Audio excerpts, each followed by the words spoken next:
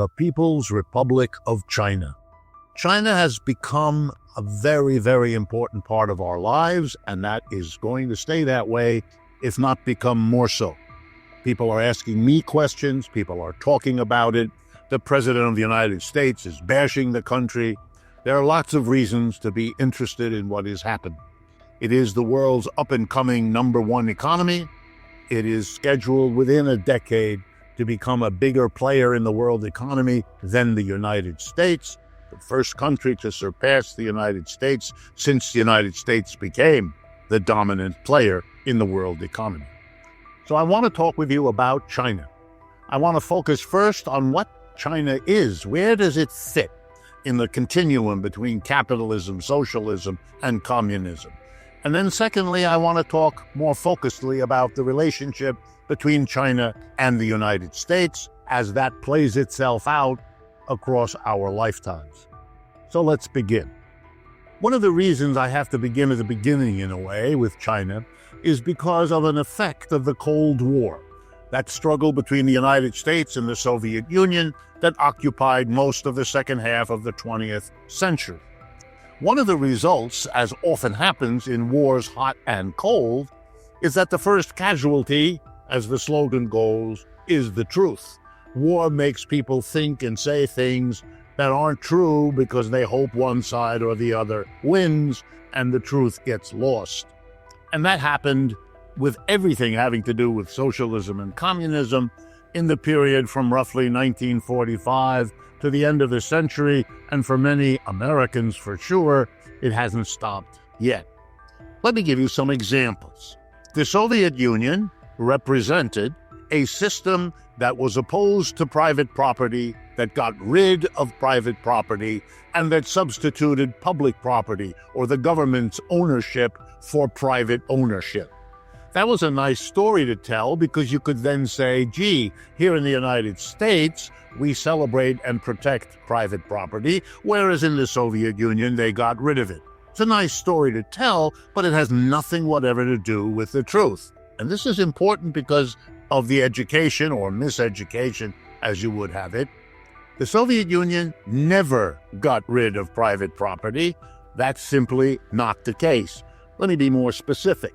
In the immediate aftermath of the revolution back in 1917, one of the first acts of the new Soviet government was to divide the land, most of Russia was agricultural at the time, taken away from the huge landowners, carved up and given to individual farming families as their, you guessed it, private property.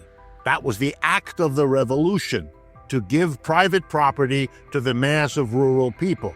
Since they were the vast majority, the following sentence is true. More people gained private property as a result of the revolution than ever had it before.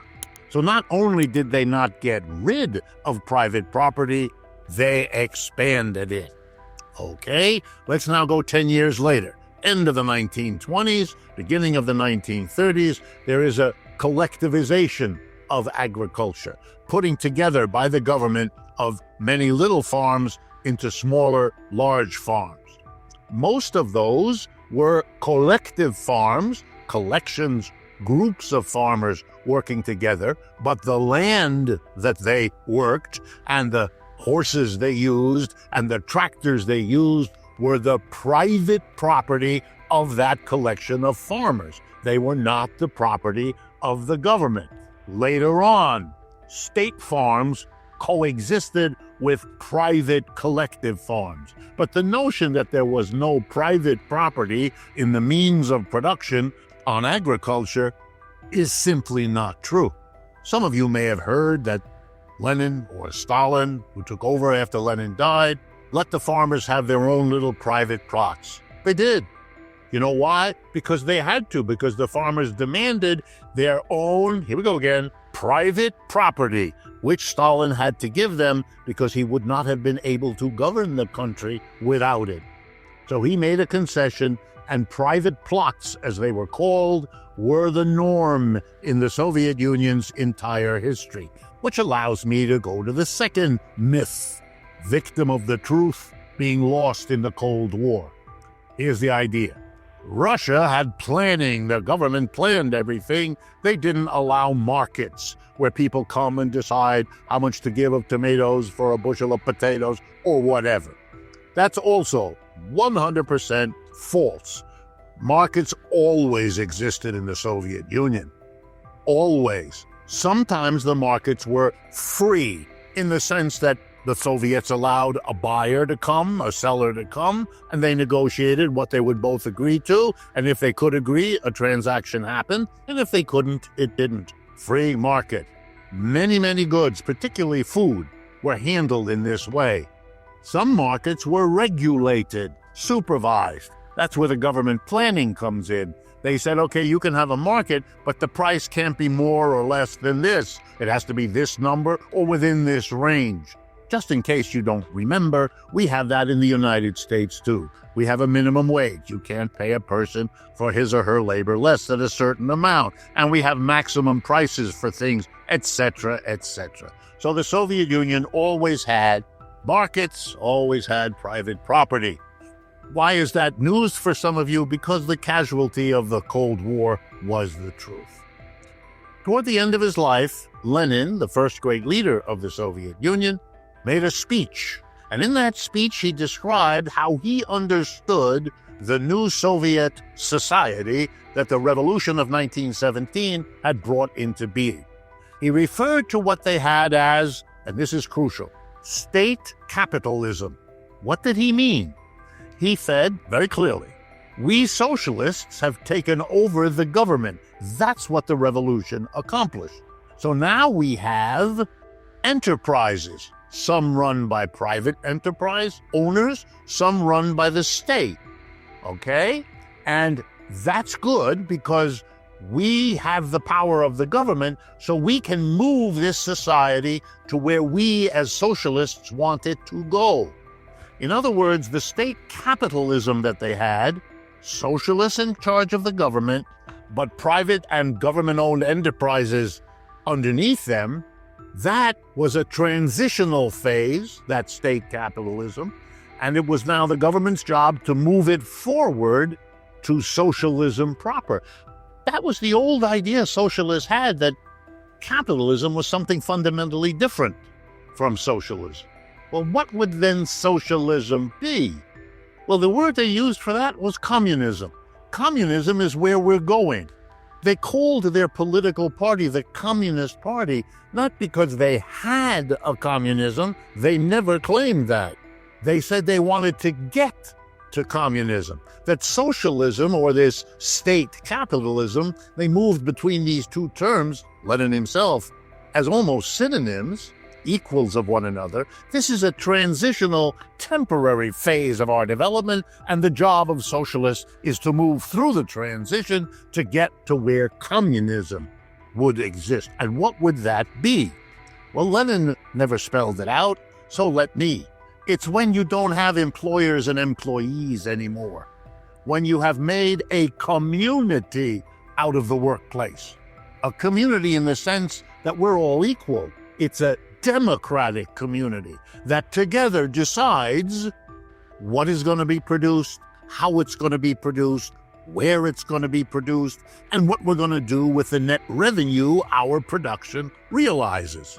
In other words, we run it as a democratic community, the way we hopefully run a residential community, only this is a workplace community.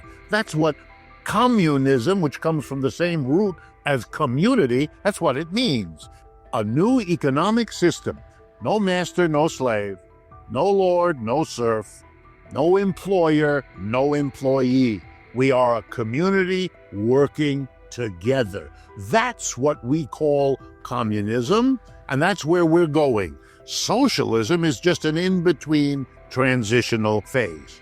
And now here comes the big punchline that will lead us into discussing China.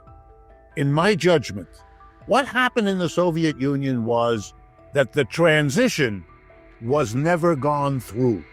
The way station of socialism on the way to communism was blocked. You couldn't get beyond it.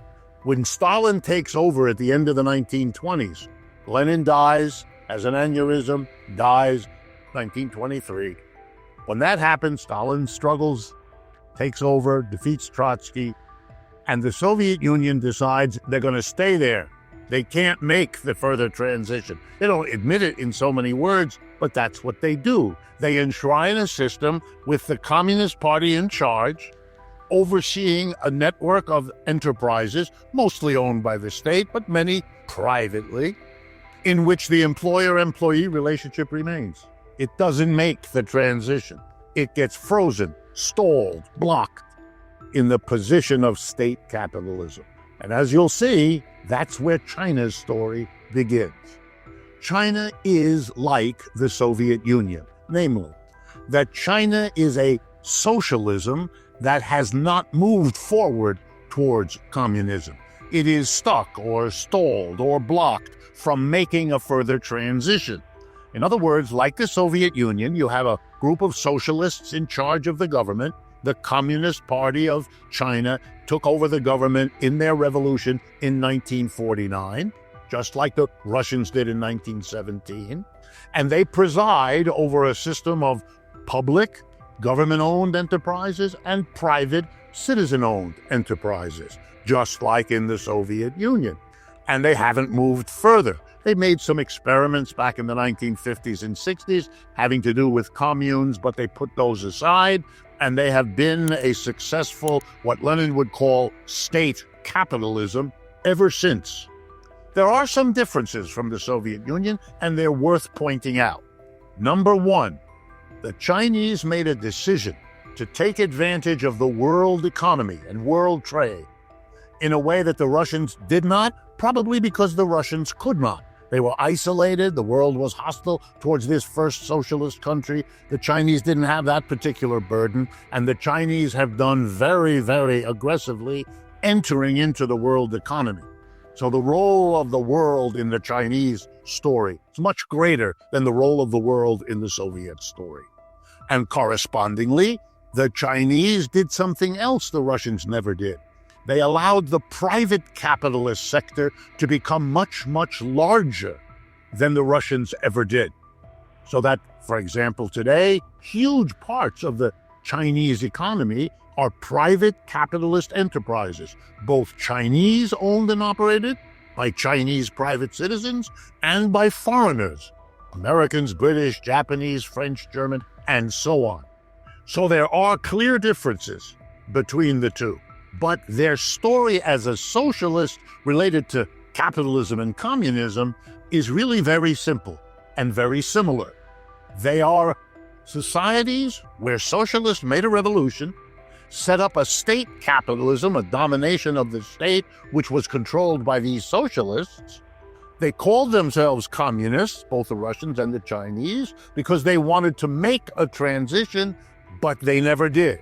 And they accepted that they never did. One of the ways we know that is both of those societies, run by a communist party, never called themselves communists. Calling Russia and China communist is something that was done in the West by people who didn't know or care what the difference between socialism and communism might be.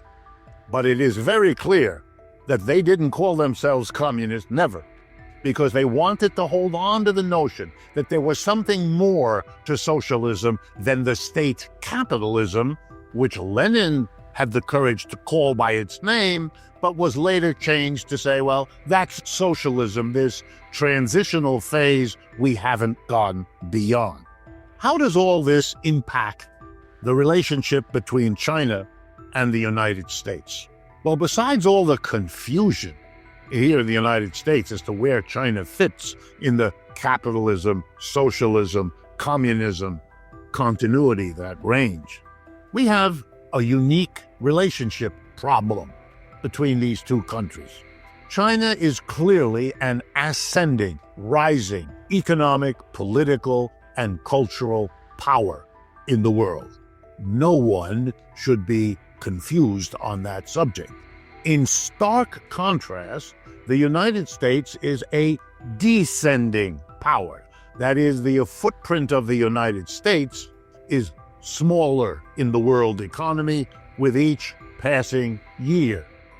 The heyday, the dominance of the United States is shrinking, and the economic, political, and cultural role of China is rising.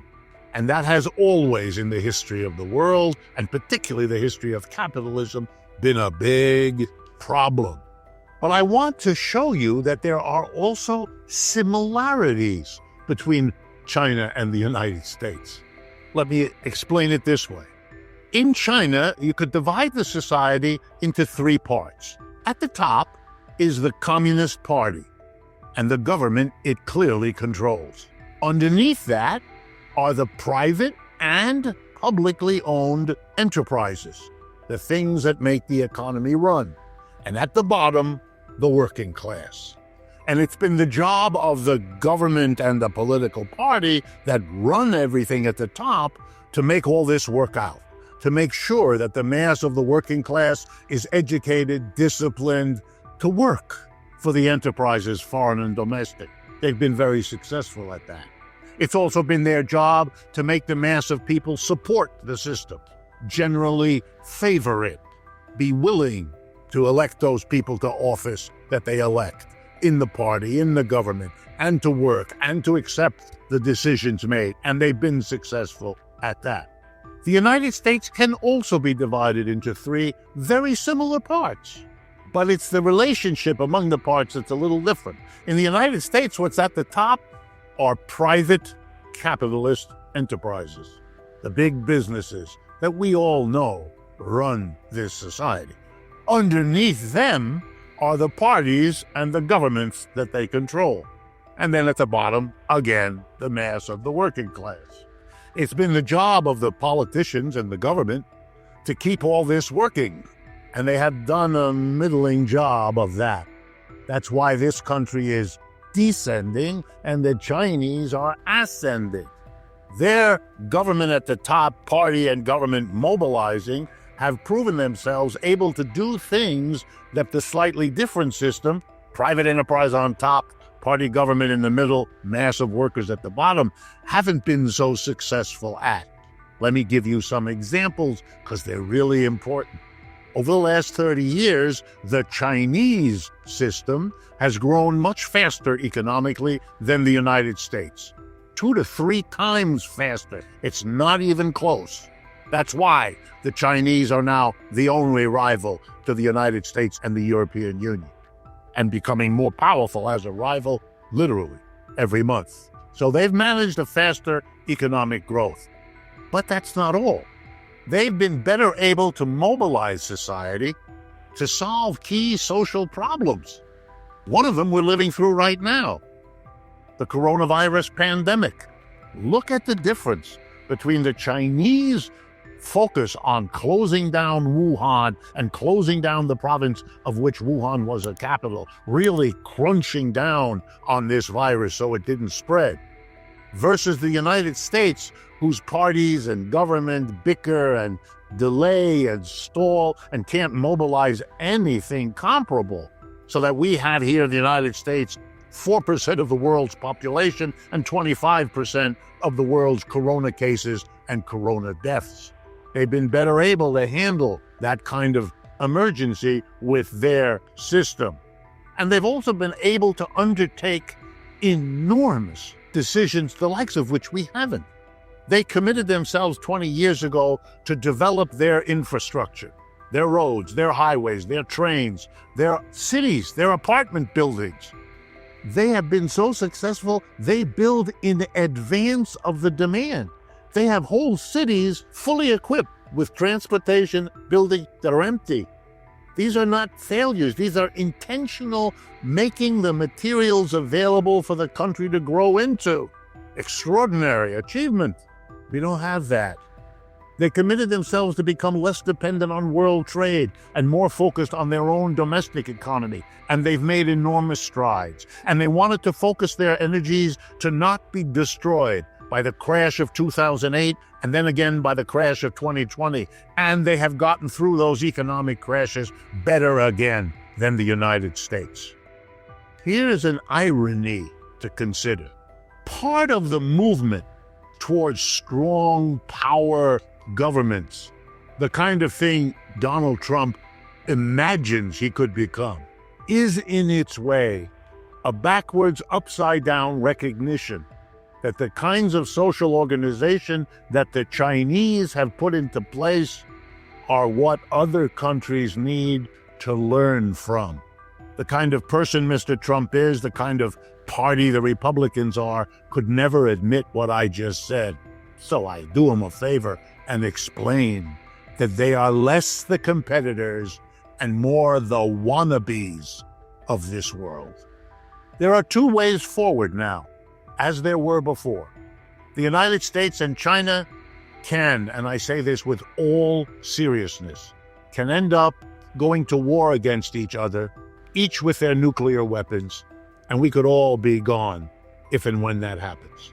And make no mistake, there are historical precedents for this. One of the reasons we had World Wars I and II in the 20th century was because up-and-coming powers, Germany, Japan in particular, threatened the dominance of what had been the dominant powers, Britain, France, and its ally, the United States. And war, twice, killing tens of millions of people and destroying huge parts of the world, were the price paid for the struggle between an ascending and a descending power. So could that happen again? You bet. But there is an alternative. And the alternative is to understand that we could learn from each other's strengths and weaknesses. The Chinese have both, and so do the United States. And an exchange of information, an exchange of products, an exchange of technologies could make both societies continue the prosperous coexistence that characterized the last 30 years, and could continue, but we would have to recognize it. Finally, there's another option that none of the above have considered, that a movement could develop both here in the West and in China to finish that transition, to finally take society beyond the employer-employee relationship of private capitalism, of state capitalism, and of that block transition that constitutes what socialism has been in our lifetimes. Maybe now we can finish the transition, go to something better than capitalism, now that it's so clear that it leaves plenty to be desired.